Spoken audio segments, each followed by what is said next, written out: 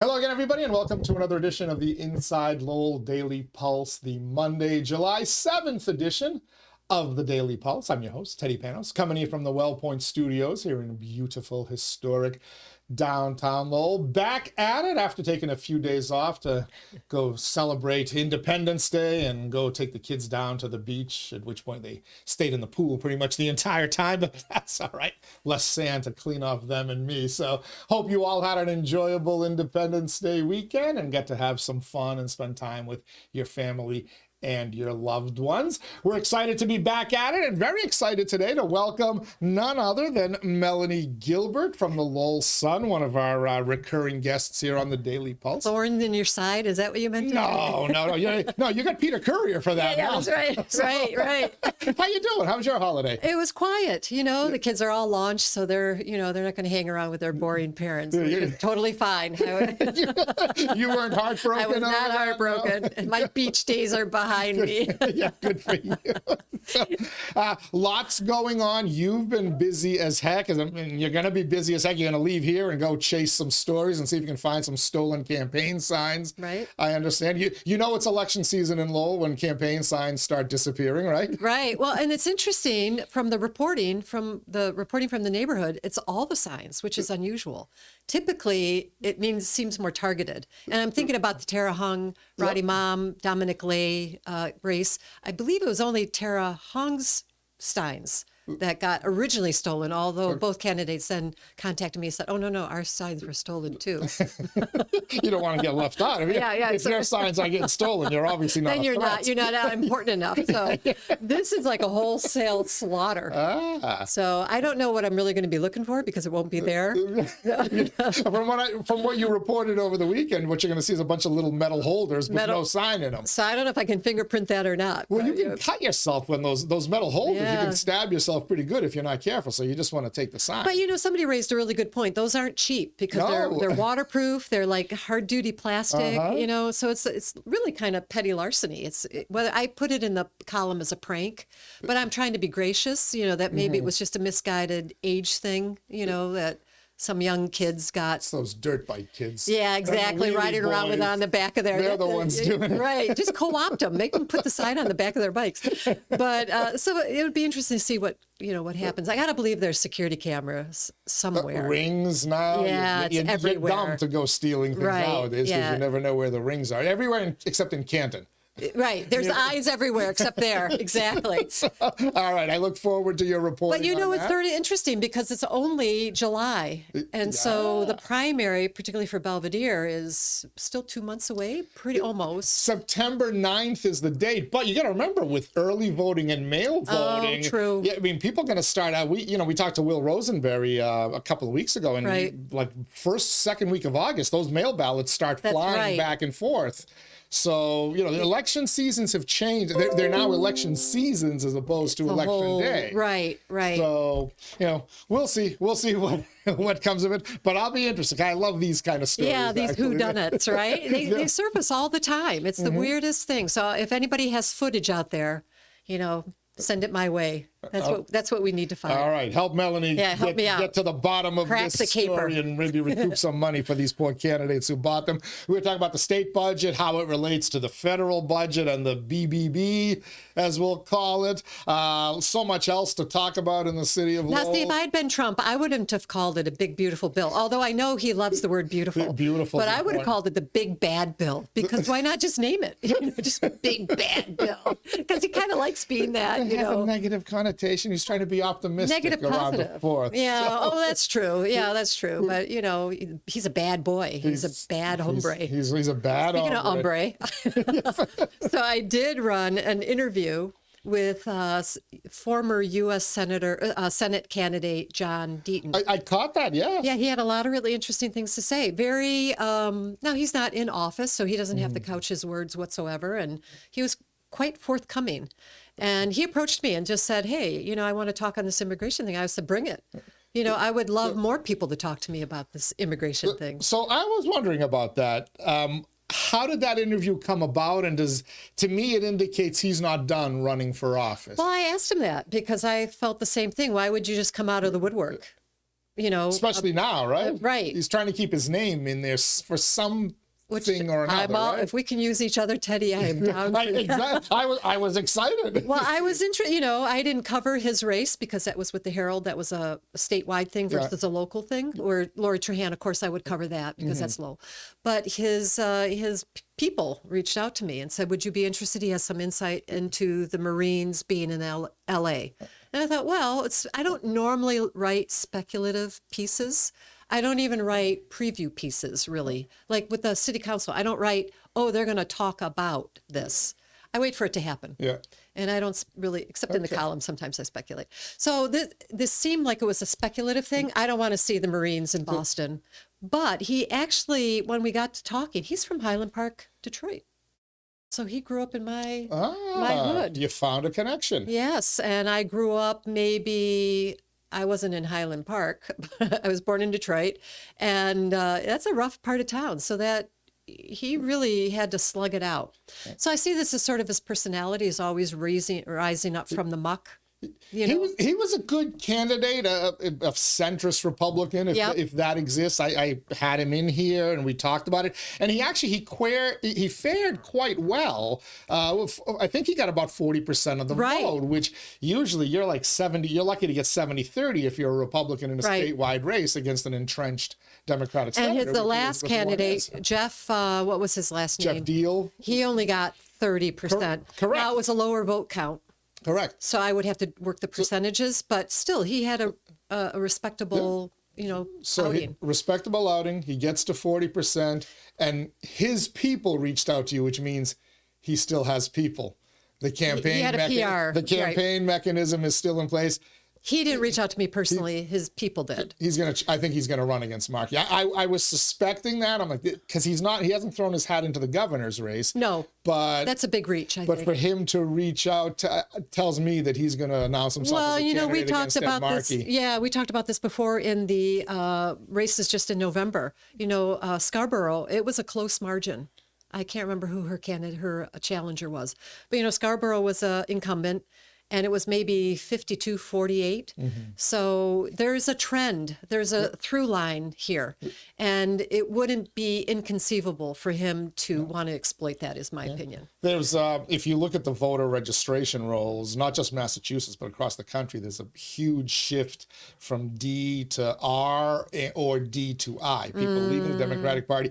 And in Massachusetts, while Donald Trump did not come close, it was his largest percentage increase of any state in the union. His share of the vote, I should say. He mentioned that. I didn't have time to source it, so I didn't put it in there. But he mentioned that, and he also said Fall River went for Donald Trump, which was not typically their voting pattern, which I didn't have time to look that up either. Okay. But, he's sort of building a narrative that people want change. Yep. And I think, that's probably not a bad narrative. So I'll wait. Maybe they'll reach out to you and give you the announcement. I told them. I can't give it to the Herald or the Globe. I know. I said, John, we're peeps. you gotta keep me on speed dial. But we didn't end up talking about the race or his political. I asked him, but he said he hasn't. He's just talking about immigration.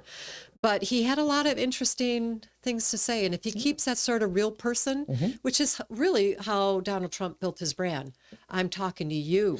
Yes. I'm doing the real speech. I'm doing the real talk. I'm not sugarcoating. I'm not couching it in all this florid political language. I'm just laying it out.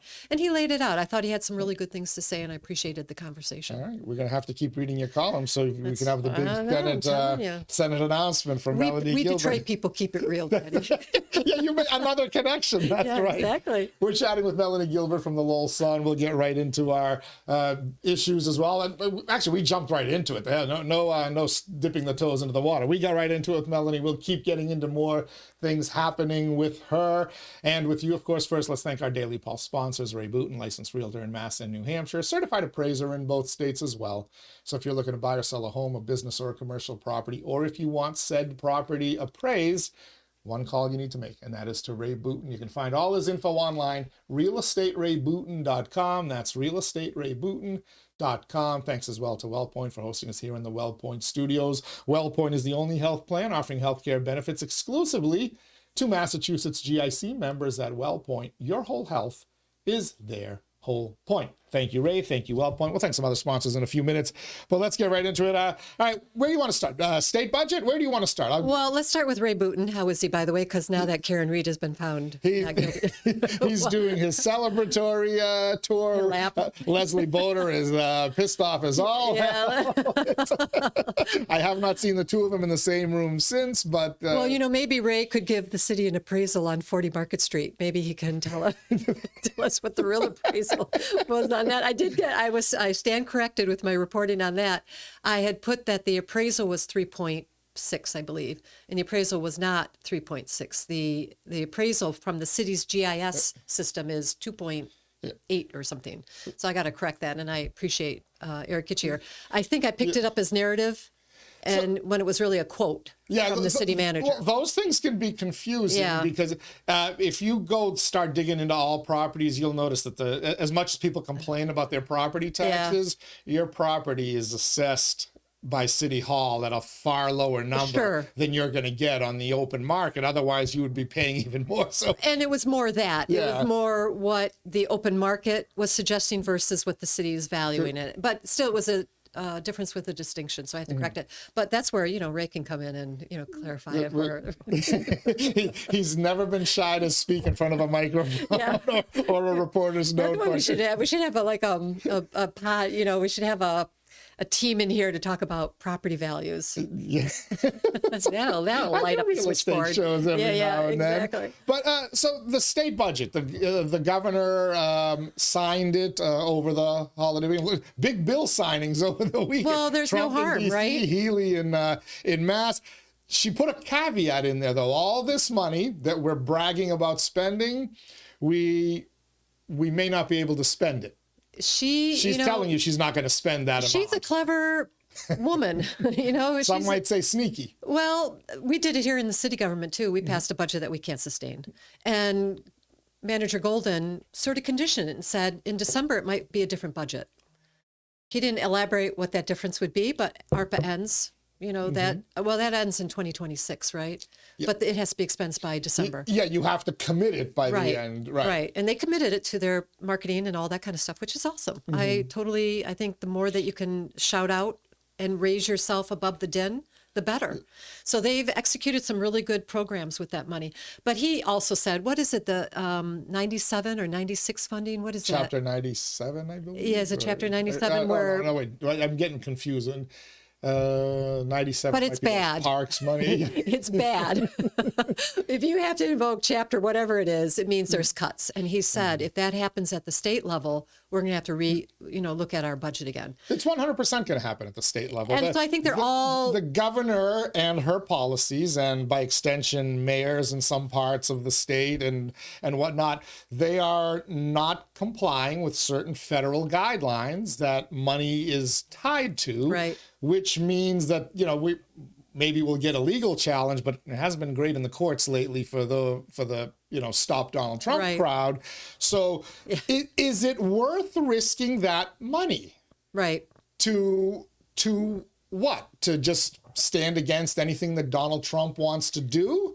Because at this point, let's cut the chase. Let's cut to the chase on this. That's why I'm here, Teddy. Cut to the chase. I heard all this stuff last week. Millions will die. 14 million, 17 million. The number keeps growing and get kicked off Medicaid, and people will starve, and hospitals will close. Right? Well, they are closing. I mean, there are some rural hospitals that are closing. There are. Yeah. So let me ask you a question. You guys reported it in the Sun, right? Neshoba Hospital closed. Right. What year was that? Remind me. Well, that was last year, wasn't 2024, it? 2024, right? Yeah. That was a train wreck in motion. That was 3 years ago. Right. That was the second hospital to close, Stewart Hospital to close. That didn't have anything to do with Medicare, though. No. Who was president at the time? That Lecard or whatever his name is. Joe Biden. Yeah, the auto pen. Oh, I'm sorry. I thought you meant the president of the hospital. Who's president of the United States? The auto pen, Joe Biden. Well, that's a local. Joe Biden doesn't really have any impact on the Neshoba. That was Roberto De La Car, he's going to be indicted or something, but yeah. Cool. So, but I said, well, if this hospital's closing in Massachusetts, are our people so stupid they don't know how to run hospitals in Massachusetts? Right. So I looked, and in 2024, again, Donald Trump's not president. Joe Biden is. 25 hospitals and emergency rooms closed throughout the United States in 2024. An August 8th, 2024 report, which I, have it here. It's there. You can Google search it. Said that more than 700 rural hospitals, that's 1 in 3, could close their doors because of financial issues. This is long before Medicaid or anything like that. Yeah. So isn't it kind of disingenuous to say hospitals are going to close because of one bill when hospitals have been closing left and right for a number of years? Teddy, you want to parse it. Who cares, right? It's politics. Well, yeah, but I mean, there's many other things like that are you have like 14 million people are going to lose Medicaid. Well, you got one side saying that, well, that's the illegals, or the able-bodied men in particular, 25 to 65, who refuse to work. So I thought for all these years, whenever we talked about illegal immigrants or undocumented immigrants or whatever, getting Medicaid, getting welfare benefits, the answer was always, no, federal law says they're not entitled to it. They don't get it. And we say, but they're getting it. So now you're seeing what's been happening. All these years of lying to people, saying, no, they're not getting it. Well, there's no question there's going to be a big reckoning, because it's going to be before and then it's going to be after. So I think it's going to shake out. On a local level, though, I don't think Debbie Calery is hyperventilating when she says that those food cuts, USDA food cuts, are going to take away 25, I'm spitballing here, and I reported earlier, are going to take away 25,000 meals. I mean, I think there is going to be real impact. The question is, how is it going to manifest itself in the community? We don't know that yet. I mean, there are a lot of unknowns, and I think that's the fear factor that's driving a lot of and I reported it too, I mean, what is that hole going to look like in our social services? When a whole truckload of food doesn't get delivered, what does that mean? And she said, well, it means, 25,000 food meals aren't going to be. You have to make a choice of who you're going to give it to, right? Right. And we talked about this earlier, is that I think I think what might happen is we're going to have to see consolidation. And we talked about that with the homeless. So there's Matthew 25 going to the food bank to get food to make meals for the unhoused. And they go around and they deliver, I think it's like 100 or 200 meals every night, every day of the week. Then you have Lowell Transitional Living Center going to the food bank. Lowell Transitional Living Center, which is run by a nonprofit called SMOC, is going to the Merrimack Valley Food Bank and going shopping to make the food for the homeless that they feed lunch and dinner.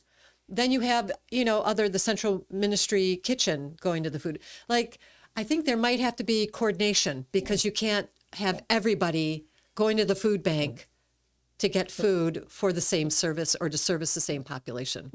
So what I would do if I were an executive is I'd say, all right, so we're going to lose a certain amount of money. Right. So we're not going to give money to people who don't need it, for example. Now, let's put aside the undocumented thing for a moment there, but every student in Lowell Public Schools is given breakfast and lunch. They're also fed meals throughout the course of the summer. Right. Right. It was a state program, or is it money that the state is getting from the federal government and putting it out there? Right. We're going to find out, aren't we now? Yeah. It's time for, as you said, it's time for a reckoning, because that always bothered me. We went from feeding hungry kids in school because they weren't getting breakfast at home to feeding everybody. And it continued after COVID. And I'm sorry, but there are certain parents in Belvedere, Upper Highlands, Pawtucketville, or whatever, who are living in some pretty nice houses and can probably afford to feed their kids breakfast and lunch. But under the state guidelines, they're eligible. And they're met at that numerical threshold. Let's change those state guidelines and say under a certain income, you still qualify for your meals. Above a certain income, I'm sorry, people living on Andover Street, you're going to have to feed your kids in school. You're right, is that the past administrations have eliminated the means testing. So, because that's mean. Is that not wasteful money? Well, I think we don't have enough to go around. This is a sad reality. We don't have to turn it into the Hunger Games, no pun intended. But we do, there's not enough, whether you like it or not. That's what we're told. We're going to find out now. We'll find out how many people starve. My hunch is, that's a terrible thing to have to say. That many. Right. But you don't want to bring it to the Hunger Games sort of level. We're going to find out how many can't make it. But I think there is some hyperbole, built into the equation. Will hospitals continue to close if 15 million people who might be clogging up the emergency rooms are no longer going to the emergency rooms? Honestly, Teddy, I made all sorts of wild personal predictions when COVID hit, and not a lot of them panned out. So there's capacity. There does seem to be, we did better, notwithstanding 1 million people dying, we did better than I thought we would. Now, we've inherited huge debt because of it. Mm-hmm. But there were rescue missions that seemed to address the moment, that seemed to rise to the moment. I totally understand your point. We don't have COVID now at the same level, obviously. So we can lower, and we haven't seemed to do that as successfully. And that's always the course of government. When you open up the door, it's really hard to close it again, no matter if the circumstances have changed. Correct. Once a spending program gets put in place, anytime you take it away, you hear the uproar about taking the services away. But is the reality really that bad? It would We'll find out. would be really great to have, and I wish the city government would facilitate this kind of conversation, sort of a roundtable. Bring in 𝐃𝐚𝐢𝐥𝐲, who I think does amazing work. I think Merrimack Valley, yes. I think they all do amazing work. But let's, in a room without the press. I don't have to be part of that. That's no fun. Well, that wouldn't be fun, but you could talk to me later. But, to talk about, really hammer it out. What do we really need to make this happen? And how are we going to make that happen? Strip away all the hyperbole and strip away all the fear mongering on all levels. And what does that population look like? And, when I got Debbie's very disclosing. She says, you want the list of all our clients? Here it is. I don't get that kind of cooperation all the time. And she's very upfront and on, what do you need? And when I looked at the list of all their clients, I saw a lot of overlap. So can we centralize some of those operations? Right. So there's got to be waste. I know there's waste. And that $25,000, as cruel as it may sound to the community engagement officer from some organization, or the person who works for a housing organization but goes out and registers people to vote, if food is the priority, let's make sure Debbie Calery and the Merrimack Valley Food Bank get those $25,000 by taking it away, unfortunately, from somebody who got a job that maybe is not vital. Food is vital. A community engagement officer, the fourth one in a nonprofit organization, how vital are they? And I'm not saying that's the food bank. I've looked at the food bank. They're pretty lean of an operation. But there's some other nonprofit organizations out there that may lose based some money. On their scope. Who are pretty damn large. And if you look at those positions, you're like, what the heck does this do, by the way? I want that job. What does this have to do with growing food? What does this have to do with handing out food? Well, this is the reckoning, I think. You're a community engagement officer, Melanie Gilbert. You can get the word out to the community. I'm a community engagement officer. I can get the word out to the community simply by getting a press release out. The 𝐃𝐚𝐢𝐥𝐲, Sob and Pin, the CMAA, they can get the word out to the community. The CBA can get the word out to the community through various media outlets and their own media outlets. What do they need to create jobs that take money away that could go towards food? And I would argue too, Jay Linehan. This is the jerk in me coming on out. Okay, I love the jerk in you coming out. Meaty.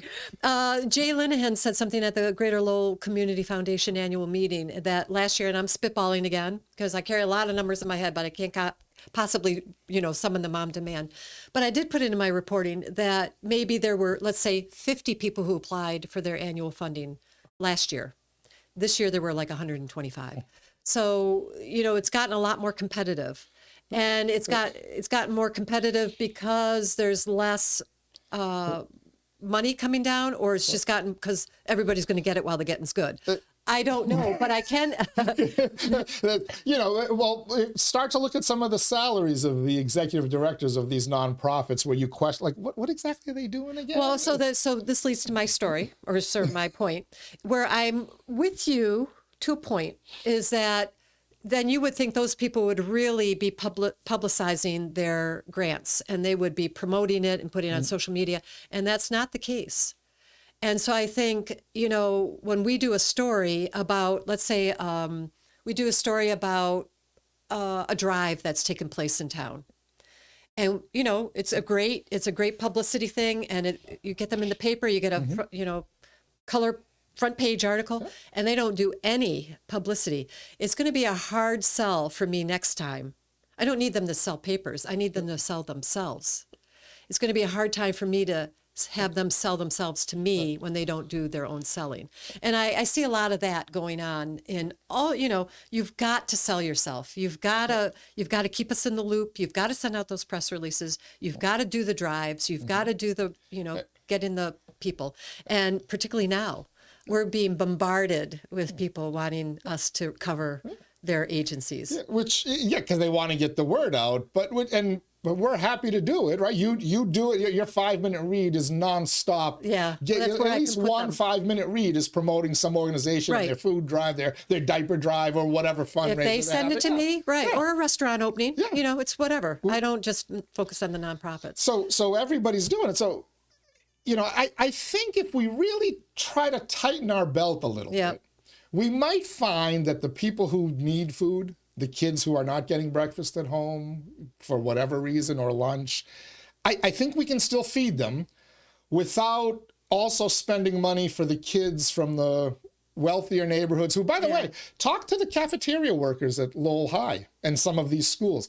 Ask them how much of their daily garbage is completely untouched meals. Right. That's taxpayer dollars. Right. So if we're feeding stuff that nobody is eating, then... Or doesn't need. Do we really have a starvation problem? Right. Or are we just, the money's coming in, so we might as well go buy this stuff because the money's coming in. When the pandemic happened and our schools were closed, and so the cafeterias were repurposed as food banks, basically. Yep. And I think it was every day, or maybe it was every Tuesday, I can't remember. But they did put out bags, and all you had to do was drive up and get a bag of food. And if you were a family of 4, I think you could get 2 bags of food. I drove up, full disclosure, because I wanted to see, as a reporter, I was working for Your Arlington, which was a hyper-local paper at the time. I wanted to see what was in that bag. It was awesome. My kids loved it. We didn't need the food bags, but it was cool. And it was somebody else's money. Yeah, it was free, and they had really incredible treats in there. I took pictures of that stuff, and we didn't continue doing it, but there were, that was almost a 1.5 year long, or almost 2 year long program, I believe, where they were loading up these bags. Yeah. And sure, it helped my food budget. I didn't need it to help my food budget, but I'm not going to say no to it as well. Yeah, it had food in there I would never buy. So, which is still healthy, but still. And I think that's the reckoning I'm talking about. It has been kind of a gravy train, and I love that. I love the gravy train. The gravy train is awesome. Everybody wants to be on the gravy train, but we can't afford it. I mean, our deficits are off the hook. And this big, bad, beautiful bill, maybe that's what I would have called it, the big, bad, beautiful bill, isn't going to help that. I just read a Goldman Sachs report, and again, Lucy with the numbers here, but generally speaking, they think the economic growth will go from 1.7 to 1%, so downgrading. They think inflation will rise from 3 to 4%. And that the unemployment will rise from 4 to 4.5%, which isn't bad. I remember there were years where unemployment was 7 and 8 and 9%, and inflation was even higher. So you believe the doomsday predictions? I think it's. Did you believe is it because of the tariffs? Oh, I don't. Because we were told with the tariffs that all hell was going to break loose as. Well, they haven't completely hit yet. I think that doomsday is on the 9th. And they won't. But I think there is a shift of how much we can reasonably expect. You can't continue to write a blank check. Correct. So $1 trillion of the United States budget, which I believe is $6 trillion or somewhere thereabouts. I don't know what this brings it to. But last I heard it was $6 trillion. $1 trillion of that is interest on the debt. Right. So it's like your credit card. You're paying so much interest on your credit card that you can't. Or on your house, your first 15 years are interest. So don't sell that puppy in the first 15 years unless you can triple your money because you're going to take a bath. You're paying, let's just say a $1,000 mortgage. I think 700 of it goes to the interest. 300 goes to the principal. So it's good for a long time, and then it flips. And I feel like the U.S. government's debt ratio is the same right now. That's a lot of meals to hungry kids. that are going to eventually be taken away anyway. So I feel like this is the forward edge of that reckoning. But we don't have to take the meals away from the hungry kids. If you manage it properly, you wouldn't have gotten your goodie bag during our life. Right. You know what my cousins got here in Lowell? They got credit cards.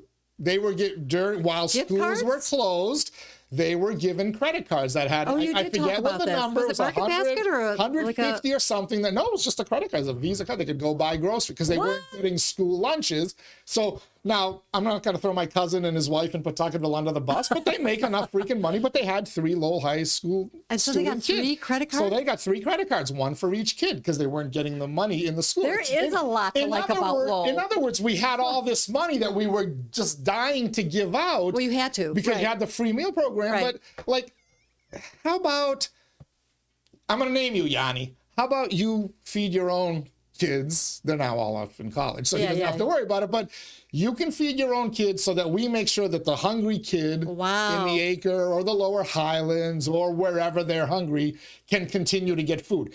You got to make decisions. Every human being has to make a decision in their own household on a budget. I'm buying a new car. I would have loved, there's some really cool BMW and Mercedes SUVs that I would love. Can't afford it right now. No. So I went something, I still probably spend more than I should have, but more pedestrian. Everybody makes it. Look, I had to unplug my cable. Comcast is gone. I use Comcast for internet now, and I found a cheaper option because I had to. Right.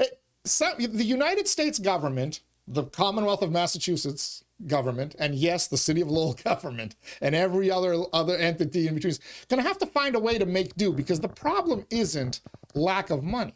$6 trillion isn't lack of money. We should be able to take care of hungry kids for $6 trillion.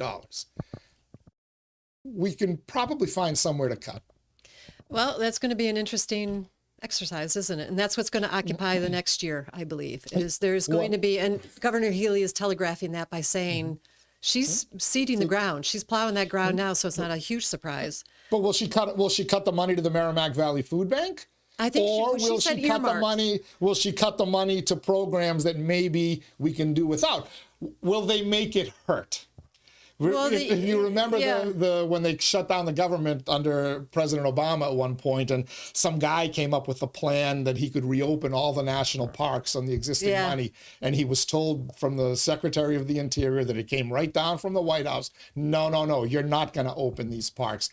People need to see the effects of it. So is government going to make it hurt or make it work? I don't know. That's $1 million question, isn't it? No, she specifically said earmarks, which is, I can't even remember what that figure was, but it was pretty substantial. So that includes $250,000 to Katie's Closet, another $50,000 to CMMAA, I think, CMAA. I can't remember all the numbers, but, they're game-changing numbers. So whether that means they fall below a number or that was frosting, I don't know. We'll find out. We shall indeed. And either way, the politics of it will continue. And when that next hospital closes, as they have been doing I do think the the last several years, when those hospitals close, we'll no doubt get the I would love to have, Lowell Community Health Center, Sue Devine in here. Levine, I'm sorry. In here, I can't imagine the cuts to Medicare and Medicaid aren't going to hurt care providers. They're going to be in trouble because they have been providing services to the undocumented, or in some cases documented migrants that were put into the ICC.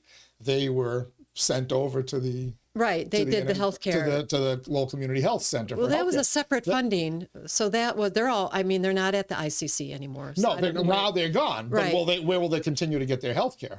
And when they come out and when they they're not put out into the community, if they're not here, they're back in Haiti or Venezuela because he's ended TPS. So I don't know if that's going to be a wash. But how many has home base placed in apartments throughout the city or other communities? I don't know. Those are all numbers that still need to be dug out. But if you're, let's say, a 75-year-old retiree, or you could even say a 65-year-old person who is going to retire and do Medicare, not Medicaid, Medicare, and maybe a supplemental plan, you might be rethinking that if you think Medicare is going to be cut.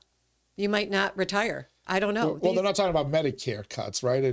Not even the Democrats are saying that. I thought it was Medicare. I thought it was both Medicaid and Medicare. They're Medicaid. I thought it was just Medicare. Those budgets are off the hook too, though. Honestly, it's 40% or 40% of the state's budget is mass health. You can't carry that. And 27% of that comes from the federal government. Right. Which is why they're in trouble if they don't start following the federal guidelines. Look, yeah, I want to help people. I want to keep them healthy. I want to keep them fed. You know me. I'm there for the underdog. I'm there for the little guy. But these numbers are not sustainable. When Rodney, I think it was Rodney Elliott, and we were talking on the record, about the budget, and he was downloading me on how much it costs for these subsidies. It's shocking. I don't know how we can continue that. And it's been an upward trajectory for the past probably 15, 20 years. The short answer is we can't. Right. I think what you saw last week in Washington, D.C. was an effort to curb that arc. I don't think it's going to stop going up. Yeah. The rate that it increases which may give us a chance to recover a little bit. Hope that is the hope. Right. Been wrong millions of times before, so. Well, you can't go after, you can go after the nonprofits because that's not earned money. But, the healthcare companies are making Bondugal level of salaries, which have to impact the bottom line as well. So there's got to be a reckoning across all the categories. It's easy to go to the nonprofits and say, prove your worth, because they're not making anything. Well, is United Healthcare really making anything either? I feel like that reckoning has to go across all these industries. So healthcare shouldn't be that expensive that it's costing 40% of our state budget, 25 or 27% of which is the federal.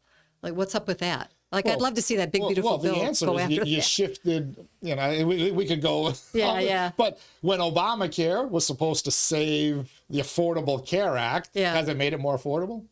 Well, has it made it better? What you did is you shifted people from private insurance they didn't have any. To government-funded insurance, Right. and suddenly, lo and behold, the costs went up. So now you're covering 40%. And you're right, there were some people who didn't have health insurance, some who chose not to. There were people who decided, I don't want health insurance, and they were forced to contribute money from their paychecks. It's really, every week to before cover Obamacare, it. Teddy, it was really hard to get insurance. It was hard, and it was super expensive. If you don't have workplace insurance tied to your workplace, to buy insurance. Yes. When I left the news, I bought Cobra for 18 months. Oh, that was sticker shock. And then before Obamacare, I had to go out on the open market and buy insurance, and that was crazy time. So is it cheaper now? I don't know. I'm not on. Even the government healthcare plans, unless you are getting it completely subsidized, is it affordable for the folks out there who have to go buy it from the exchanges? I don't know, but whatever they're getting isn't really good anyway, because their deductibles are so high. I walked into a knee surgeon office, not for me, for my parents, and they had a big poster board. This was after Obamacare had passed, and they had a big poster board and said, you have to pay $5,000 up front before we'll take you back if you have this kind of insurance. It was right there in the waiting room. I took a picture of it because I was like, yes, this is exactly what we're talking about. You might have insurance. You still can't afford health care. Right. And by the way, private insurance deductibles are skyrocketing too. They're eliminating the lower plans. A lot of that stuff is changing across the board. So it's a hot mess. It isn't a hot mess. And it's an expensive hot mess. Indeed. We're joined by Melanie Gilbert from the Lowell Sun. It is Monday, July 7th, 2025. You're tuned into the Inside Lowell Daily Pulse, the show that keeps its finger on the pulse of Lowell and the world around it. We'll get back to our discussion with Melanie. First, let's thank our Daily Pulse sponsors, Ray Booten, licensed realtor in Mass and New Hampshire. Find him online, realestaterayBooten.com. Thank you as well to WellPoint. At WellPoint, your whole health is their whole point. Washington Savings Bank, banking that feels like home. Make the switch now to Washington Savings Bank. TMI Properties, quality and value at every price point. Find your perfect space with TMI. Mahoney Oil, providing warmth and protection in Greater Lowell and Southern New Hampshire since 1925. The Greater Lowell Community Foundation, the aforementioned GLCF, improving the quality of life in our communities through strategic, impactful philanthropy. Francis E. Prevention Insurance, the agency Greater Lowell has counted on since 1982, and by the Massachusetts Pirates, bringing all the hard-hitting action and excitement of arena football to the Mill City. Just one more home game left for the Pirates. Friday, July 25th, I believe, is the date. I know it's Folk Festival weekend, Friday night. Oh, really? Pirates, Wow. Pirates' final remaining home game.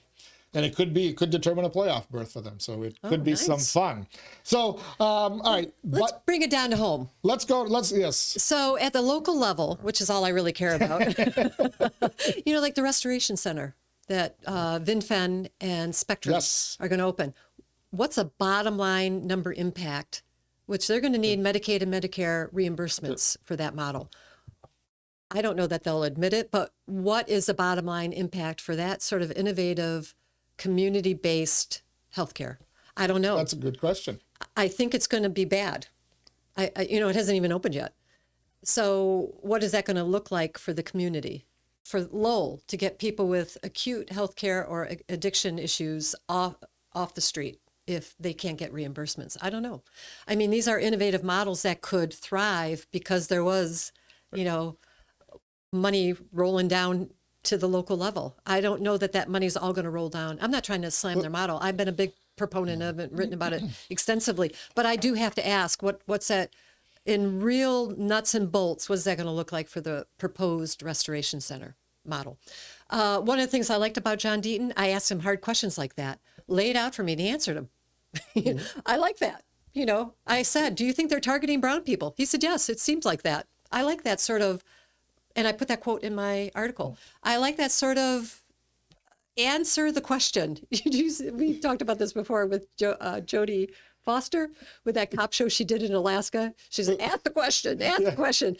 Sometimes it's so confusing. I don't even know what the question is. Like, what's the question? But it does. So I said to him, well, in LA, it seems very targeted. They're not picking up Asians. They're not picking up Russians. They're not alleged undocumented Russians or Asians or alleged undocumented white people, whatever. They're targeting Latinos because it's an easy mark. They're brown, they look Latino. Let's go. That's a big charge to make, though. But the metrics, the numbers seem to suggest that that's exactly what's going on. Well, where are we told they're coming? Was there a massive illegal immigration problem from Russia, even from Ukraine, or well, they're from part China, of that. Japan, or whatever? They're part of that TPS program. Afghans and Ukrainians were part of that temporary protected status.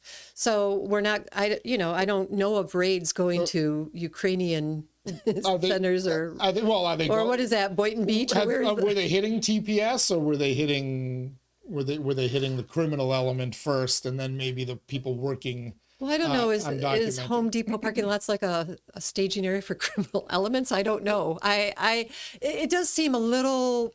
He spoke to that about casting a very big net that seemed un-American. I like that kind of straight talk.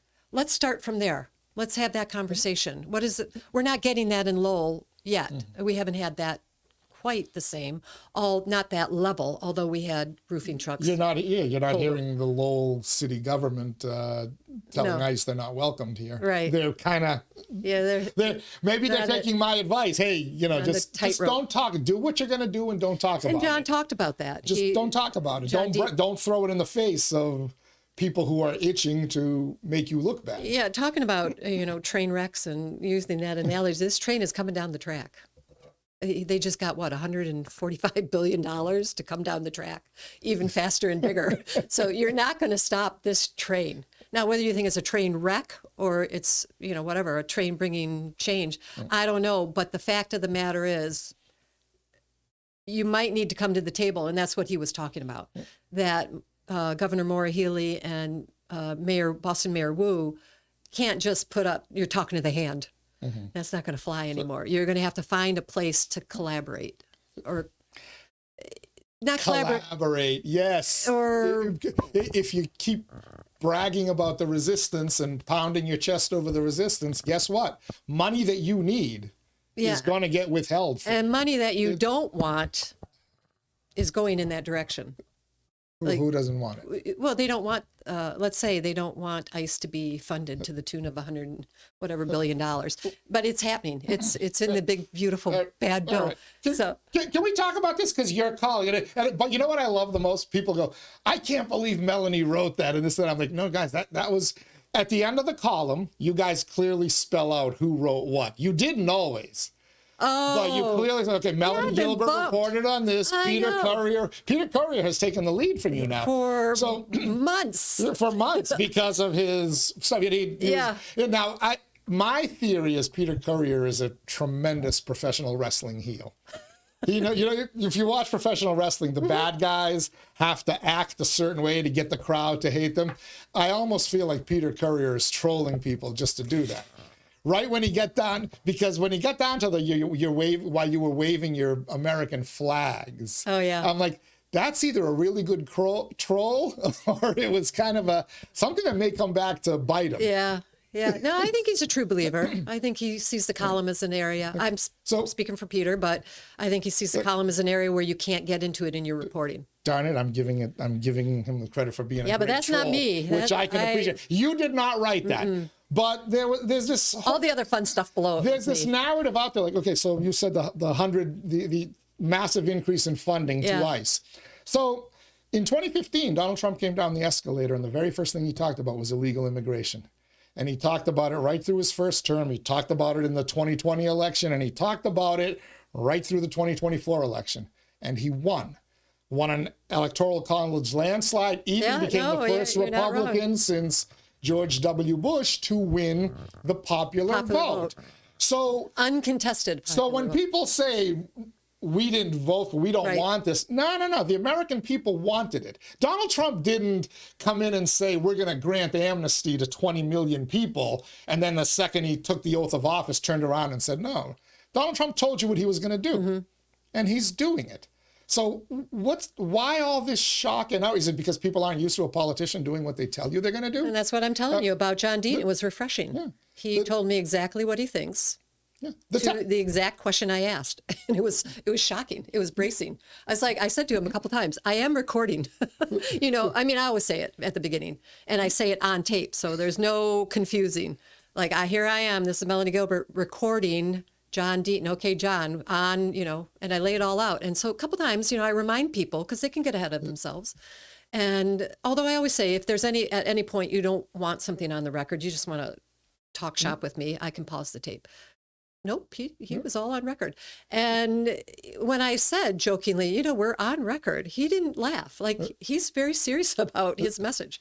But I agree with you. I think you're right. I think one of the things that is appealing about Donald Trump, whether you like it or not, whether you agree with it or not, whether it's true or not, he is telling you what he's going to do, and how he's going to do it, and who he is. And he's doing it, right? He's doing it. So why are people surprised that nobody trusts the politicians that are telling you they're going to do something and then don't do it? When Donald Trump, so they talk about, he's doing all this. He's starving people to fund tax cuts for the rich. You know what they're talking about, right? The 2017 Trump tax cuts. Oh, right. Which, correct me if I'm wrong, but from 2021 to 2023, didn't Democrats control both houses? Well, now you're getting into the weeds. So they controlled all this. Did they eliminate those tax cuts? Oh, no. They renewed them. Those tax cuts expired during Joe Biden's term, and while Democrats had control of both houses. They didn't cut those tax cuts because they know those tax cuts are good, and they're going to everyday Americans as well. Is anyone going to run out and talk to, because I guarantee you, we're going to run out and try to find somebody who lost their Medicaid. Is anyone going to run out and talk to a server who doesn't have to declare their tips anymore? Is anyone going to go out and talk to a union member who doesn't have to declare their overtime anymore? I was the dork, when I was bartending in college to pay for college. I declared yes, and I got slammed. I had to pay taxes, and nobody declares tips. That's like a paper tiger. They're not. Nowadays, now they are cards. right. In the old days, you could hide the cash. You could hide it. Nobody really used so. credit card back then, and if they did, they gave a cash tip. And certainly at the bar where I, made my name name, they did tips in cash.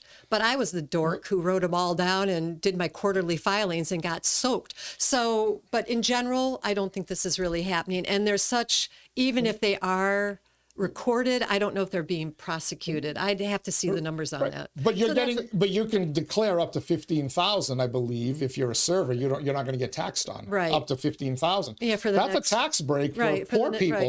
Last I looked, Elon Musk and Bill Gates weren't waiting tables at Cracker Barrel. Well, I'm just arguing that I'm not sure that they're declaring that anyway, even with the credit card receipts. I don't know that. They might get a statement, but I'm not sure that the IRS Well, the places is going. have to declare it for you. Yeah, now, pretty much. No, I know, So- But over time, Social Security, 90% of Americans won't have to pay taxes on a certain level of Social Security. That makes sense to the me. wealthier you are, you will. It phases out as you go up. But of course, because that's like the free lunch. Why does somebody who's making $1 million a year need Social Security payment? It doesn't make any sense to me. Right. So when we talk about whether we voted for this, whether it's popular, whether people like it or not, try taking away that tips deduction in 4 years. Right. Try taking away that extra it's only overtime 2 years. deduction. I think that's a 2-year expiration, right? 2027?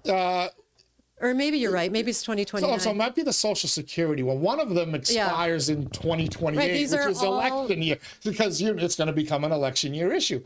But once government hands out a goodie, you're not it's gonna tough be to able to take it away. So good luck. We're not going to have servers in 4 years. It's all going to be AI.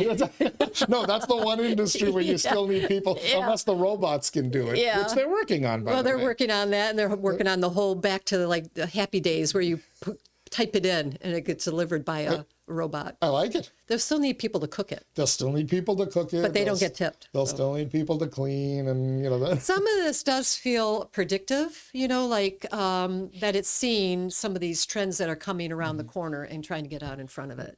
Is that we're not going to need as big a workforce, maybe. No. So you saw Microsoft, right? Didn't they just lay off 9,000? But did you see what they did in the process? Yeah, they also asked for a 6,000 person increase in HB1 visas. Right. Like, what's that about? You laid off 9,000, but you're going to bring in. Right. Why didn't you just offer those jobs because they're lower paying jobs. Right. Is the dirty little secret. So, right. And no benefits. Yeah. AI is going to completely change the world. Yeah, there's a lot of, so this is what we were talking about, is that I wanted to make all these predictions. Let me name one. COVID. I predicted everybody was going to get rid of their landscaping, because I cut my own grass. And they were going to get rid of their snow plow service and all that. Well, that didn't happen at all. It happened for maybe one season. And then everybody recovered and didn't want to cut their grass no more than they did before COVID. So, I predicted that all wrong. I thought people were going to cut back on their expenses, and I thought they were going to stop outsourcing things. I was wrong about that. That's a minor thing. But I think there were a lot of predictions that didn't pan out. That's to my point about your point about the big, bad, beautiful bill. There are a lot of predictions that might not pan out. If they don't pan out, or if they do pan out, the human cost is going to be huge. If they don't pan out, then the financial cost is going to be amazing. And that's where we are in this gray zone, because we really haven't had metrics on the reach or impact of these programs. We're going to find out. We're going to find out. We are going to find out. I haven't been writing on these. I write about I keep it pretty straight. I write on real deficits. Like if you got your funding cut, that is a story. I don't predict it. I let the people speak to it. But if you were supposed to get that truckload of USDA food and you didn't, that's a real hole. I report on that. I don't really project harm. We don't know what the big, bad, beautiful bill's really going to do. So we're going to have to wait and see what happens. We'll find out if it's bad or if it's beautiful. Or if that's why it should have been both. Or guess what? We're not going to agree on it anyway. Well, right. Because I'm thoroughly convinced right now you could put something out there as reality and half the people will hate it and half will love it. And I hope Marty Meehan isn't watching, but with UMass Lowell or any of these universities that have better accommodations than I do, in my own house, like free laundry and, super duper machines. This all adds to the cost of the education. Is this really tied to the mission? And this is the mission creep that I think we're seeing in a lot of industries. It's raising the price, but is it really improving the mission? I don't know. So they're going to have to do more with less. These international students, which they're now admitting, make up a big bulk of their, which I knew Because because they can charge, imagine, full price. Your kids and my kids will pay a certain price, and we can bitch about out-of-state prices, out-of-country prices. It's crazy. Even for state the amount of colleges, money Teddy, I coming got to in. tell you, their tuition at baseline is $28,000 to $30,000 a year. Like, what? I got three. No, well, one didn't go to college. Thank God, because carrying two tuitions is a heavy lift. And I know I'm not going to name the school, although people have heard me talk about it before. But I look at it and I think, is this really worth $30,000? Oh. So where's the metric? What? But that's it. There are these very loose metrics about what are you getting for your money, and I think people are starting to sort of factor that in. I believe so, and I think that's why when they hear some of these scare tactics and panic, they're like, well, wait a minute. We're already scared. Yeah, I'm already scared. I don't believe it. I don't believe a lot of the stuff that I'm hearing. And again, when I guarantee you, when that first rural hospital closes, we're going to hear it blamed on I see your point. on the big, beautiful bill, but how do you tease out what was did dying anybody on? blame Joe Biden when they closed Neshoba in 2024? Well, there's a lot of built-in. So I think we're going to see a lot of smaller colleges either close or merge. Which, again, consolidation may not be a bad It thing. might not be a bad thing because the Five cost. less associate provosts or whatever they call Right. themselves. Well, that's what you're getting. You're getting all these administrative levels replicated across the spectrum of higher ed. And they're not needed, right? Right. I sent my kids to a private or a public school on purpose. Well, this is crazy. I did have my niece apply to University of Michigan, which I think is like $35,000 or $40,000 a year, that's actually affordable. but in tuition, in state tuition. I think outstate is probably 60. Again, very broad strokes here. She applied to Harvard and got accepted. It cost her less to go to Harvard with their endowment, which they pitched in for her, than it did to go to University of Michigan. So of course she picked Harvard. Like, that doesn't make sense to me. You're a Michigan resident, you have in-state tuition, and you can go to an Ivy League. I think her tuition costs $25,000 for $10,000 to $15,000 less than What were what it the would have cost fees, to go. though? Because that's the little shell game they play. Tuition That was her is this, total. but the fees are this and that. Yeah, right, tuition And it is- starts to get, your No, her dorms, total- your meals, your... Her dad, and I was trying to tell him about this, is that he didn't want her to go to Harvard because he couldn't afford it. I said, no, here's the reality. You can afford it because, they want girls, they want women, they want women in chemistry. They're going to make it happen. Trust me. And they did. And they made it. She got, Smart kid, get into those sciences, those STEM fields, people. but there's a place for that. So why couldn't there be a place? Why is University of Michigan so expensive, which is called the Harvard of the Midwest? Because you got to pay your quarterback money now. Well, right. Well, you're right about that. And this is where you start going down all these tentacles. And I do think the genius of Trump is that he just cuts the Gordian knot. I'm not going to untie it. I don't care about all the leads into it. I'm just cutting the knot. That's it. And he cut it with that big, bad, beautiful bill. So we'll see what happens. But I do think, if I'm going to make a general prediction, I do think healthcare is like restoration centers or these that depend on these subsidies or residuals will struggle unless there's something else that comes in behind it. And I think higher ed is going to be hurt. Right. Well, not higher ed, education, period.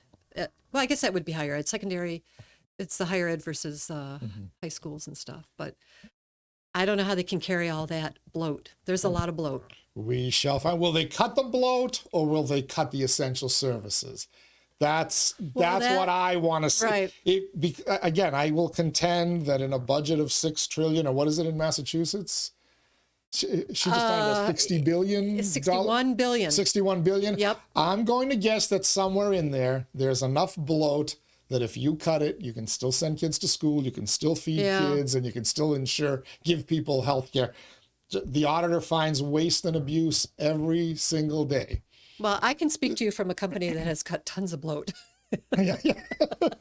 Because that's what private industry has to do, right? And we are still putting out a paper by this, our nails and the skin of our teeth. But you're doing it. But we're doing it. Yeah, it may not be the morning and afternoon edition that it used to be when I was the kid. And I don't always get to dig in like I want to, except here. But you make do, and it might not be a perfect product. Trust me, we hear it all the time. Well, those are the economies. That's where it does trickle down and it hurts. I think it does hurt the community. I think they could invest more. I think they should invest more. I think there's a lot to mine here, particularly with this bad, big, beautiful boss bill. The BBB. The BBBBB, the boss bill. So, I think they could loosen the purse strings. When I say they, I mean, MNG, Media News Group, could hire more people, and I don't know that would be a bad thing. So I think what we're doing is this contraction, and that coming from this side, that contraction can be complicated. It might not be a good thing. No. All the way around. Nope. But we don't know. You do need media to be able to report. And you need hospitals to be able to media. treat, and you need schools be able to teach. It's parsing out what do you need enable. I would like an expense account if MNG is listening. I don't have an expense account. You don't have it. I mean, we get Gas, mileage. you get mileage. Yeah, we get mileage. Okay. We get. You don't get meals or anything like yeah, that? yeah. Oh, we you do? can Okay. go All right. under $25. But of course, there's only a handful. So we had donuts. There used to be 20 today. of you. Yeah, we had donuts today. You did, which brings me to where I want to wrap the show up right. with.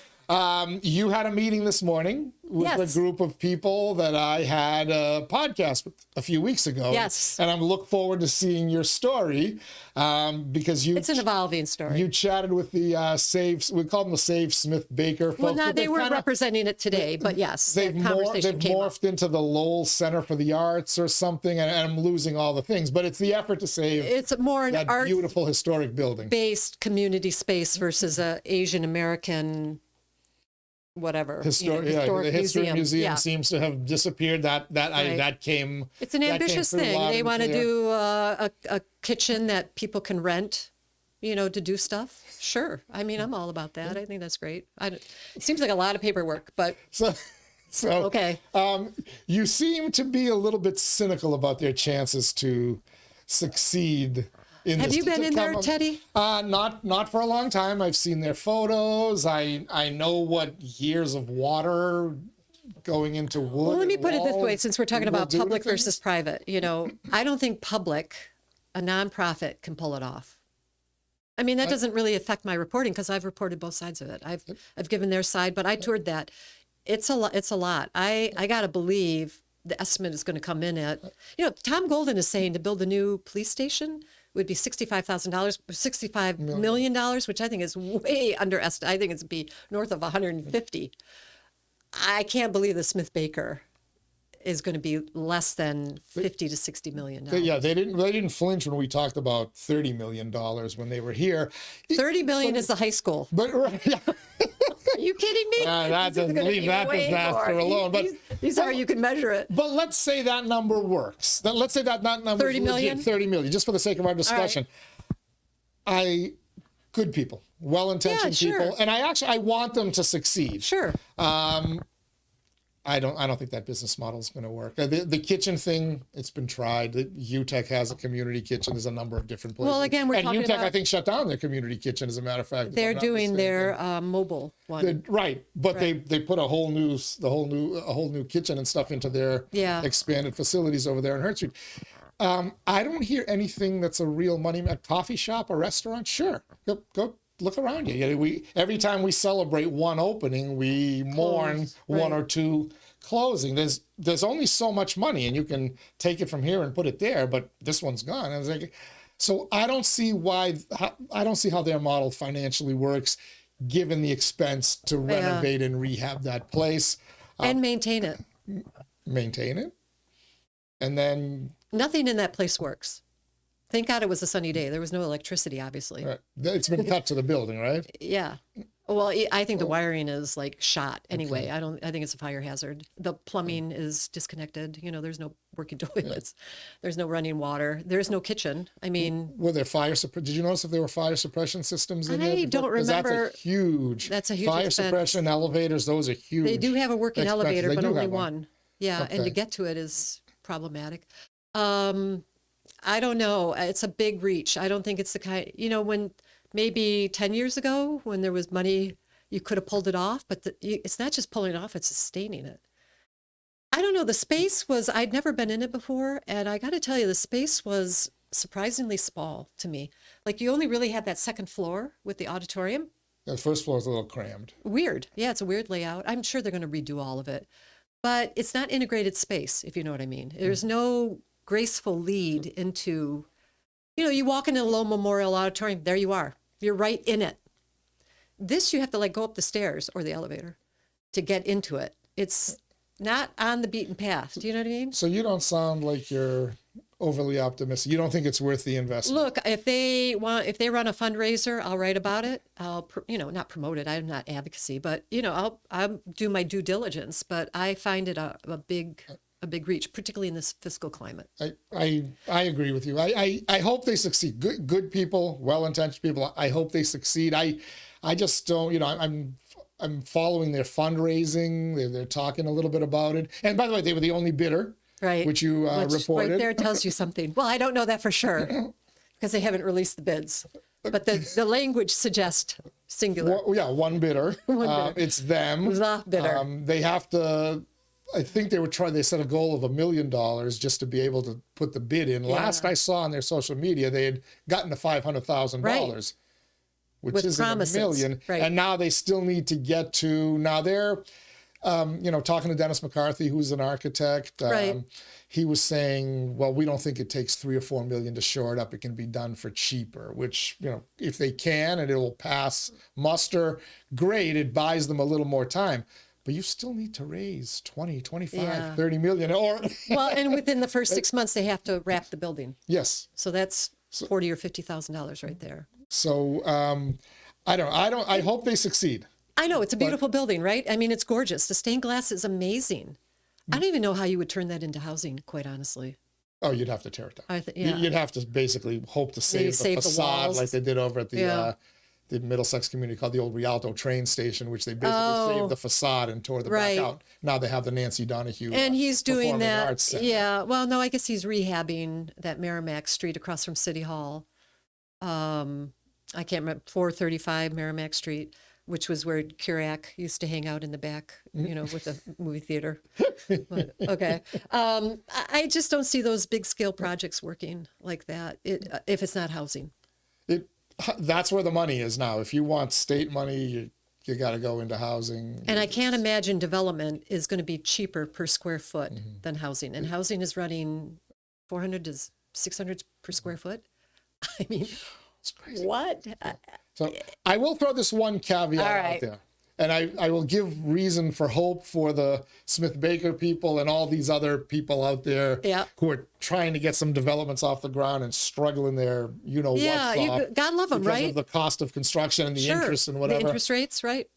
The Front Runner City initiative. If that is what it is kind of described as, low interest loans to create projects that are beneficial to the city that meet their goals and stuff, I think that opens up a bunch of windows, and maybe a $30 million loan at half the interest that you'd currently have to pay off now. Maybe that's doable for construction and whatever. Right. And we're going to start to find out this week. We're told that they are coming in some point tomorrow, July 8th, and if they come in early enough, they're going to be at the city council meeting, and then they're starting to tour the city. So we shall. Now this is actionable. Now this is news because it's not speculative. It's not memorandums of understanding. Well, you put your John Hancock as a city manager or mayor on a document. But it's still speculative. You're bound to. Yeah. And I haven't really reported on the Wexler memorandum of understanding over at the Hamilton Canal, HCID either. When Link hasn't even broken ground yet. They were supposed to break ground in March or whatever. So I don't want to prime the pump, really. But tomorrow, that's actionable. They're here. Right. They're actually, but we'll see. That's 5, maybe 10 years out still. That sort of money coming in. They have to go through all these. I don't know. Are you really thinking it'd be faster? Well, so they're talking about meeting with developers, which tells me if you're meeting with people who have development projects in the pipeline, I would think that money starts. I don't know. I won't pretend to know what other I don't know. I's need to be more. dotted and T's crossed. But I would think if you're meeting with developers who've got projects in the pipeline, that you would start to could bring push money in things by over. 2026. Why not the end of 2025? Well, they're going to put money. Do you know or think that they're going to put money in the Smith-Baker or would that be? potential? I don't know. I don't know. Would that be a project though that would that's a good question. qualify? Would this? Because their whole thing. If you've read this Yeah. SDG, Sustainable Development Goals, and the whole mission of frontrunner cities and the Urban Economy Forum and World Economic Forum, it's a lot of like language. It sounds a lot like the stuff Lowell wants to do, right? Right. Restore. And they're the historic first ones to do buildings. it in the U.S. Correct. So that's a huge thing. Create economic opportunities in impoverished neighborhoods, Right. and Smith-Baker like falls in that. And Yeah. I'm thinking, unless you get a sugar daddy like they did at the 𝐃𝐚𝐢𝐥𝐲 Yeah. Center, is this an avenue that might allow it to happen? I don't know. We'll find out what kind of programs will qualify. What is in that memorandum of understanding? Hopefully we'll start to learn tomorrow night. And does Trump want the UN in Lowell, Mass. in the U.S. business? I don't know. He wants to get that out of New York. Do we bring Trump to Lowell, Massachusetts for the signing or whatever? Right, It still has to. Maybe you want to keep that below the radar. Will people lose their minds if he does come to right. Lowell? Yeah, I don't know if he's a big fan of the UN, but yeah, it's very promising. It's definitely something. I think Toronto wasn't that one of their front runner cities? That was place the one that transformed. everybody went to Lowell to see, and it looks, by all I've seen and read about, if we can get that in Lowell, I think it would be good. How it exactly melds into the different things going on in Lowell, potentially Smith-Baker, Right. does it breathe life into Link, Right. HCID? We'll find out. Forget about the big, bad, beautiful bill. All we have to The local focus stuff. on, the front runner. That's all that matters, Teddy, because that's the nuts and bolts right there. So we'll wrap it up by saying we don't know. To be continued. Lots more to talk about. With Melanie Gilbert. We got to get you back in a couple of weeks. Sounds good. Thanks, Always Teddy. fun to have you. Thanks for joining us. You can read Melanie Gilbert in the Lowell Sun online. See their articles are on social media, Facebook, Twitter. You're on Instagram, right? Is the Sun Not on really. Instagram? Oh, No? the Sun? No, and No? they're not on Oh. Blue Sky either. I don't know Ah. what. That's part of the cost cutting, I guess. You'd have to have something. I'm not on Blue Sky either, but I don't know did that do Instagram. Instagram can do the social flow. Yeah, it's hard to do It's links harder to on do- Instagram. right. It's more of a kiddies It's video more visual, and right. things. So yeah. You'd But- have to have a person assigned, and then you'd have to pay them. Exactly. Not just add another duty It's to not gonna you, happen. you and Peter and Alana and Right, Bruce. Anyway, read Melanie Gilbert on the Lowell Sun. She did the interview this morning, so there will be stuff coming out about the Smith-Baker Center as well in her discussion with them. But always, look, stay abreast. If you want to be involved in your community, you need to know what's going on in your community. Read the Lowell Sun, listen to WCAP, follow Inside Lowell, stay engaged in your community. Folks, we'll be back tomorrow. Tomorrow we're going to actually focus on the town of Chelmsford with town manager Paul Cohen. He'll be joining us here in the studios. Their bond rating recently got a nice little thumbs up from the whichever ratings agency. I think it was Standard & Poor's. But we'll talk to him about that and some of the municipal challenges that he's going to have to deal with based on the big, beautiful, bad, bodacious, whatever, the boss bill, whatever we're calling it. Bodacious, I The like Killer that. Bees bill is what we'll call it. But we'll talk to Paul Cohen on Tuesday. Wednesday, we'll focus on the city of Lowell and that city council meeting. And we'll roll out an invitation to the Front Runner City people. If you want to come, if you got nothing to do on Wednesday morning, come tour this historic building here in downtown Lowell. Either way, it's the Daily Pulse. It keeps its finger on the pulse of Lowell and the world around it. Till next time, stay safe, stay cool, and we'll catch you on the other side.